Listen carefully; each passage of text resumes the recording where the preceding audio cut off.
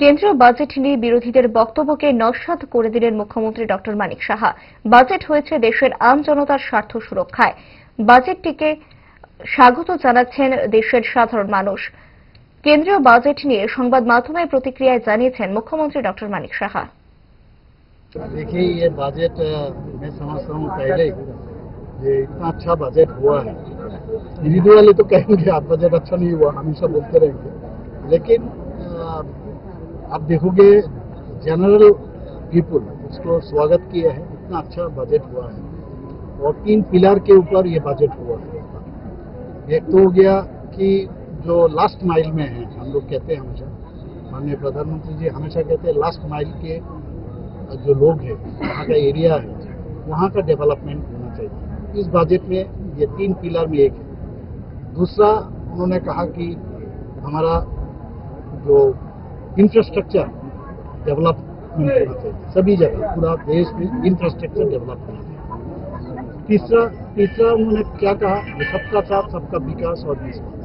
ये 3 पिलर के ऊपर आप देखोगे जितना फैसिलिटीज दिया है। आपने पूछा भी कि जो बुद्धिस्ट सर्किट का जो बात कर रहे हैं, अब ये अरुणाचल प्रदेश, उसके बाद आसाम, उसके बाद सिक्किम, मणिपुर और त्रिपुरा, ये जो स्टेट है उसको लेके सर्किट बना रहे हैं। उसको देखोगे आप कितना फायदा होगा। आप देखोगे जो खास करके जो पर्यटक जो है, जो टूरिस्ट है, ये सर्किट में घूमता रहेगा, एक जगह नहीं जा सकते, सभी जगह में आएंगे तब जाके।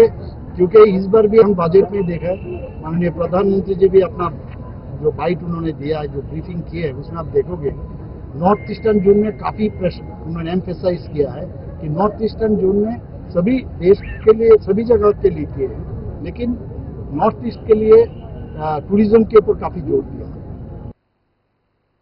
কেন্দ্রীয় বাজেট নিয়ে কংগ্রেসের বিরোধিতা নিয়ে তোপ দাগলেন মুখ্যমন্ত্রী ডক্টর মানিক সাহা। কংগ্রেস জানে দেশ এগিয়ে যাচ্ছে, কিন্তু বিরোধিতা করতে হয় বলেই না বিরোধিতা করছে কংগ্রেস। অতীতে কি রেখে গেছে দেশের জন্য? কংগ্রেসকে বিতলেন মুখ্যমন্ত্রী। দেখুন কি বলেছেন মুখ্যমন্ত্রী। আমাদের সময় যদি এত ভালো হতো তাহলে প্রধানমন্ত্রীজি সকাল 6টা থেকে রাত্রে 12টা 1টা অবধি কাজ করতে হতো, ঠিক না? এখন তো আমাদের পরিশ্রম করতে হয় অনেক বেশি।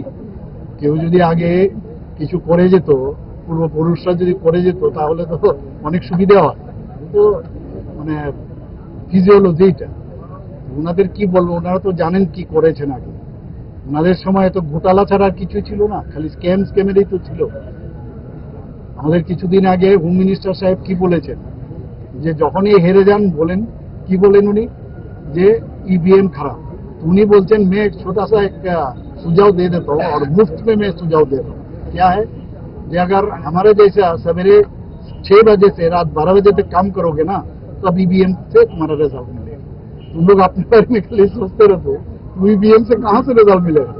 इसीलिए আমি এই কথাটাই বলবো যে ওনারা বলার জন্য সেটা বলে, ওনারাও বুঝে যে দেশ কোথায় চলে যাচ্ছে।